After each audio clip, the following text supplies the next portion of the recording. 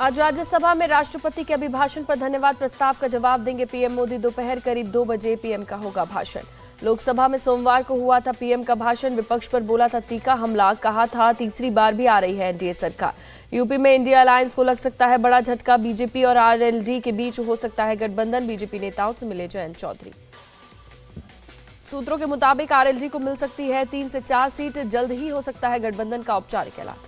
आंध्र प्रदेश में एनडीए ने तैयार किया जीत का प्लान। बीजेपी, टीडीपी और जनसेना का होने जा रहा है अलायंस। सूत्रों के मुताबिक टीडीपी 15 से 16 और बीजेपी 6 से 7 सीटों पर लड़ेगी चुनाव। चंद्रबाबू नायडू जल्द करेंगे बीजेपी नेताओं से मुलाकात।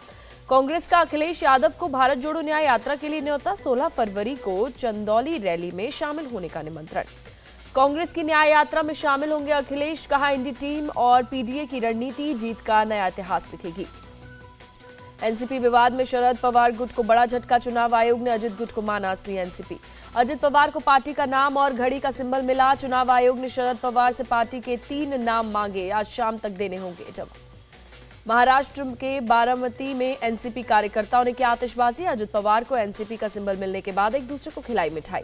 मुंबई में भी एनसीपी समर्थकों ने जताई खुशी। एनसीपी का झंडा लेकर झूमते हुए नजर आए कार्यकर्ता। चुनाव आयोग का फैसला विनम्रता से स्वीकार। अजित पवार का बयान। चुनाव आयोग के फैसले के बाद एक्शन में अजित पवार। मुंबई में मंत्रियों और विधायकों के साथ बैठक। आगे की रणनीति पर चर्चा। शरद पवार की बेटी सुप्रिया सुले का बयान। चुनाव आयोग से ऐसे ही फैसले की उम्मीद थी। उद्धव ठाकरे के साथ जैसी साजिश हुई वैसे हमारे साथ। पार्टी का नाम और घड़ी का सिंबल छीनने पर सुप्रीम कोर्ट का रुख करेगा शरद पवार गुट। चुनाव आयोग के फैसले को देगा चुनौती। सुप्रिया सुले का बयान। शरद पवार गुट के नेता जितेंद्र आह्वान अजित पवार पर भड़के। कहा घर का भेदी लंका ढाए। हमारे पास शरद पवार है इसलिए कोई डर नहीं। महाराष्ट्र के सीएम एकनाथ शिंदे बोले लोकतंत्र में बहुमत का महत्व होता है। बहुमत के आधार पर चुनाव आयोग ने दिया फैसला। डिप्टी सीएम देवेंद्र फडणवीस ने एनसीपी के सिंबल पर चुनाव आयोग के फैसले को बताया अपेक्षित। कहा हमारा पूरा विश्वास था कि एनसीपी अजित पवार को मिलेगी। बिहार के सीएम नीतीश कुमार आज दिल्ली में पीएम मोदी से करेंगे मुलाकात। सीएम की शपथ लेने के बाद पहली बार होगी मुलाकात। 2 दिन की दिल्ली दौरे में गृह मंत्री अमित शाह और बीजेपी अध्यक्ष जेपी नड्डा से भी मिलेंगे नीतीश कुमार। लोकसभा चुनाव की रणनीति को लेकर करेंगे बैठक। केंद्र के खिलाफ दिल्ली में विरोध प्रदर्शन करेगी कर्नाटक कांग्रेस। सीएम सिद्धरामैया और deputy CM DK Shivakumar करेंगे प्रदर्शन की अगुवाई। दोनों पहुंच चुके हैं दिल्ली। केरल के सीएम पी विजयन भी पहुंचे दिल्ली। केंद्र सरकार के खिलाफ शुक्रवार को होने वाले एलडीएफ के प्रदर्शन में शामिल होंगे। संसद सत्र 1 दिन के लिए बढ़ेगा। अब 10 फरवरी तक चलेगी कार्यवाही। यूपीए सरकार के आर्थिक कुप्रबंधन पर श्वेत पत्र लाएगी मोदी सरकार। 2004 से 2014 के बीच का पेश करेगी लेखा जोखा। उत्तराखंड विधानसभा में सीएम धामी ने यूसीसी बिल किया पेश। विधायकों ने लगाए जय श्री राम के नारे।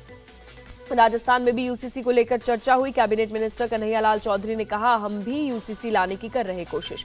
नए निर्वाचन आयुक्त के चयन के लिए पीएम की अध्यक्षता वाली समिति की बैठक आज होगी। 14 फरवरी को एक पद खाली होगा। सीएम केजरीवाल को लेकर ईडी की याचिका पर आज दिल्ली के राउज एवेन्यू कोर्ट में होगी सुनवाई। बार समन भेजने के बाद भी पेश नहीं हो रहे केजरीवाल। दिल्ली के सीएम अरविंद केजरीवाल के निजी सचिव के घर ईडी ने मंगलवार को मारा छापा। 16 घंटे चली पूछताछ। ईडी ने राज्यसभा सांसद एनडी गुप्ता के ठिकानों पर भी मारी रेड। जल बोर्ड के पूर्व मेंबर शलभ के घर हुई तलाशी।